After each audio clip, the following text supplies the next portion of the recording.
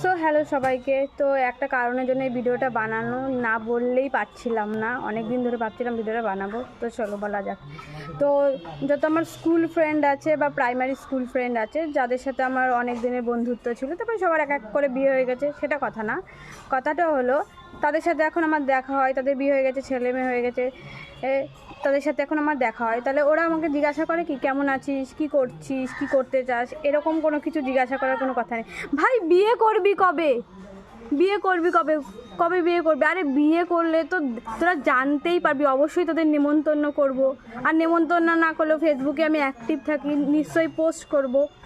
তাহলে ভাই কেমন আছিস, কী করছিস, এইসব কোনো জিজ্ঞাসা করার কারণ নেই, বলার কোনো ইচ্ছা নেই। ভাই বিয়ে করবি কবে? ভাই তোদের আমার বিয়ে নিয়ে অনেক টেনশান রে।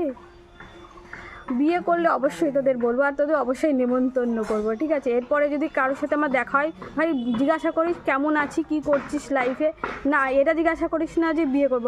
ঠিক আমার বিয়ে এখনও বিয়ের বয়স হয়নি, তাই আমার মা বাবা বিয়ে দিচ্ছে না। যখন বিয়ের বয়স হয়ে যাবে তখন অবশ্যই বিয়েটা দিয়ে দেবে। আর এটা আমি রিলেটিভদেরও বলছি, আত্মীয় স্বজনদের, বিয়ে করব এটা ম্যাটার করে না আমার কাছে। বিয়ে ঠিক হবে যেদিন আমার কপালে লেখা আছে বিয়ে কবে হওয়ার, সেই দিন অবশ্যই হয়ে যাবে। সো এরপর কেউ যদি আমাকে জিজ্ঞাসা করেছি যে বিয়ে কবে করবি, তার মুখে একটা যে ঘুষি মেরে দিয়ে আসবো।